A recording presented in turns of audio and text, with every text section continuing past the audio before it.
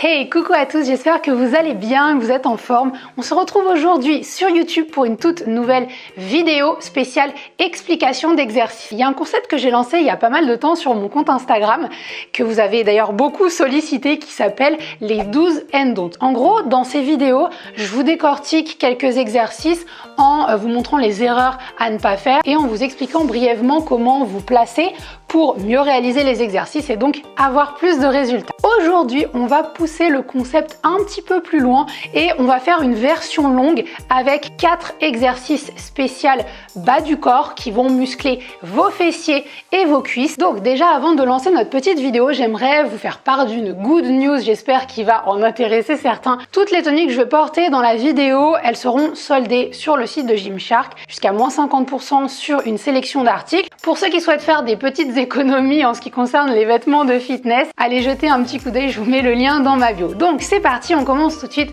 la vidéo avec l'exercice numéro 1. Ok, donc le premier exercice que nous allons voir aujourd'hui, c'est la fente. C'est un exercice de base que vous pouvez faire si vous êtes débutant ou même si ça fait quelques années que vous vous entraînez. Un exercice que je trouve particulièrement efficace pour renforcer le fessier et aussi les cuisses. J'avoue que moi, quand je mets du poids dessus, je sens particulièrement les fessiers. Donc sur cet exercice, les erreurs courantes déjà quand on va faire une fente, c'est tout ce qui est problème d'équilibre, surtout quand on débute. Ce que vous pouvez faire quand vous commencez les fentes, c'est déjà de les réaliser sur place sans bouger, de prendre un bâton dans la main opposée, de reculer votre pied loin vers l'arrière et en fait de vous aider du bâton pour descendre. C'est pareil par exemple si vous faites des fentes surélevées avec le pied sur le canapé qui s'appelle les fentes bulgares, ça va vous aider à trouver un équilibre. Ensuite, deuxième petit conseil pour bien réaliser la fente si vous avez des petits problèmes d'équilibre, ça va être tout simplement de se placer en décalant son pied légèrement vers l'extérieur. Comme ça, en fait, quand vous allez descendre, vous allez avoir un petit peu plus de stabilité et ça va vous permettre d'être beaucoup mieux aligné.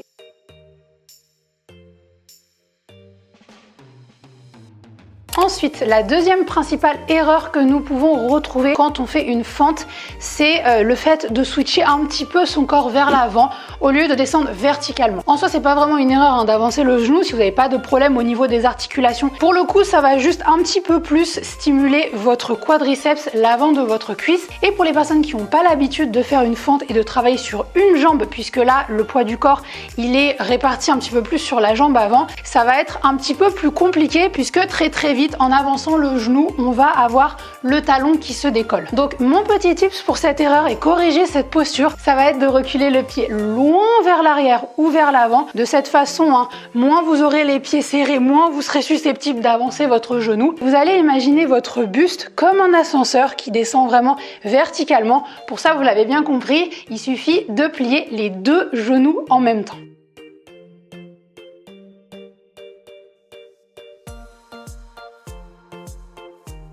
Ensuite, deuxième mouvement qui est particulièrement efficace pour muscler les fessiers et les cuisses, c'est le squat sumo. Pour le coup, pareil, c'est un exercice que vous pouvez réaliser quel que soit votre niveau et c'est d'ailleurs une des variantes les plus faciles du squat, mais ça ne veut pas dire qu'on ne peut pas faire des erreurs dessus. En tout premier, une des erreurs les plus fréquentes qu'on peut retrouver sur le squat et la variante du squat sumo, c'est le fait de plier son dos et de pas trop plier ses jambes. Alors là, en réalité, c'est vrai que ça dépend des personnes. Certaines personnes qui ont les os des cuisses plus longs vont avoir besoin de se pencher vers l'avant. Et avec le fait d'avoir les pointes de pied qui sont bien ouvertes vers l'extérieur et les pieds qui sont un petit peu plus larges que les épaules, ce problème va être plus ou moins réglé. Une image que j'aime bien donner régulièrement et dont je vous parle dans mon guide fitness, mon livre qui vient de sortir, vous allez imaginer une corde autour des hanches et une corde autour des genoux. Vous allez tirer la corde des hanches vers l'arrière et tirer la corde des genoux légèrement vers l'avant pour réaliser votre squat et bien doser entre la flexion des genoux et les hanches qui partent vers l'arrière. La deuxième erreur la plus courante qu'on peut retrouver sur le squat et le squat sumo, c'est tout simplement les genoux qui rentrent vers l'intérieur quand on remonte. En réalité, ça c'est quelque chose d'assez problématique puisque à terme, si vous mettez des charges en plus, vous pouvez vous blesser au niveau des genoux. C'est pas top du coup. Donc, quand vous faites votre squat, vous allez tout simplement imaginer que vos orteils orteils sont sur des assiettes et vous allez tourner les orteils vers l'extérieur quand il s'agit de remonter.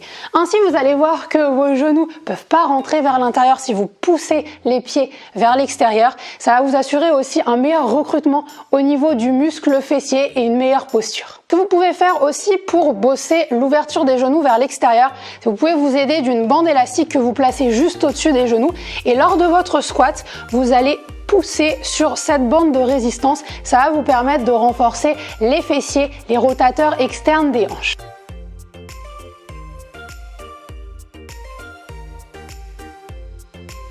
Notre troisième exercice, c'est l'extension de hanche. C'est un exercice qui cible principalement le fessier et aussi un petit peu l'arrière des cuisses, qu'on peut faire allonger sur un tapis, généralement au poids du corps ou alors en salle de sport. Même s'il s'agit d'un exercice que vous pouvez faire quel que soit votre niveau et qui est parfaitement accessible à un public débutant, vous pouvez avoir de nombreuses erreurs qui font que du coup, vous n'allez pas avoir les résultats adéquats. La première erreur très courante sur cet exercice qui consiste à pousser le pied vers le plafond, ça va être tout d'abord les abdos qui vont être en position relâchée et donc là, comme vous pouvez voir, mon bassin est plus du tout stable et mon bas du dos est un petit peu cambré, ce qui va m'occasionner des douleurs au niveau du bas du dos. Mon conseil sur cette partie-là, ça va être déjà de bien vous placer et de faire comme si vous aviez le dos le plus plat possible. Pendant l'exercice, vous allez penser à bien resserrer vos abdos, à aspirer votre nombril vers le plafond. Certes, avec cette technique, ça vous fera monter un petit peu moins haut, mais vous aurez de meilleures sensations au niveau des fessiers et vous tirerez pas du coup sur votre bas du dos.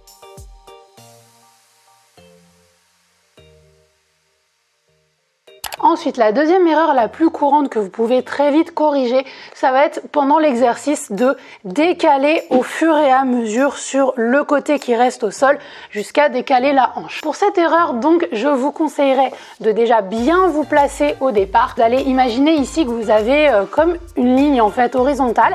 Du coup, ça va vous permettre de répartir un petit peu mieux le poids sur les deux jambes au lieu de se laisser glisser petit à petit vers le sol. Et enfin, on attaque notre quatrième et dernier exercice.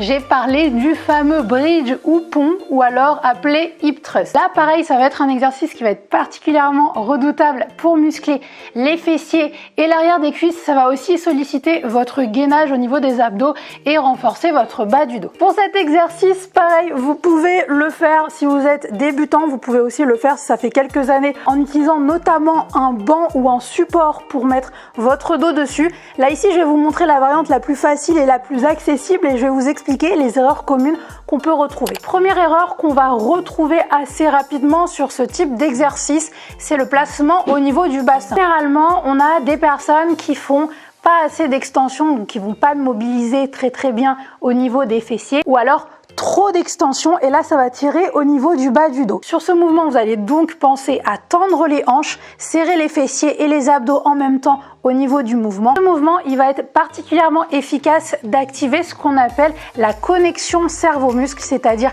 d'engager activement vos fessiers pour monter et finir le mouvement plutôt que de faire machinalement le mouvement et de les laisser relâcher. En réalité, si vous faites l'effort de visualiser le mouvement et la connexion, la contraction de vos fessiers dans votre tête, je peux vous assurer que du coup, votre posture de 1 sera beaucoup plus adéquate et de 2, votre sollicitation musculaire sera plus importante. Ensuite, deuxième erreur, même si ce n'est pas forcément une pour la sécurité, c'est la position des pieds qui est pas forcément adéquate selon ce que vous souhaitez travailler. Si par exemple, et ça c'est valable aussi si vous le faites contre un banc, vous avez les pieds qui sont trop éloignés des fessiers.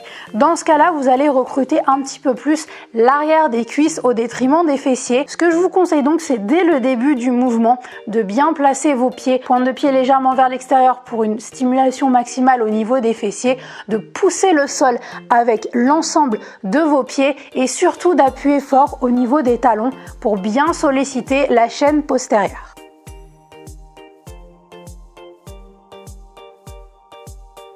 Et voilà, on a fini notre petit tour des 4 exercices. J'espère que la vidéo vous a plu. Si c'est le cas, n'hésitez pas à mettre un petit pouce en l'air et à vous abonner à ma chaîne pour ne rien manquer des prochaines vidéos. Je vous remercie d'avoir visionné cette vidéo et je vous fais tout plein de bisous. À bientôt.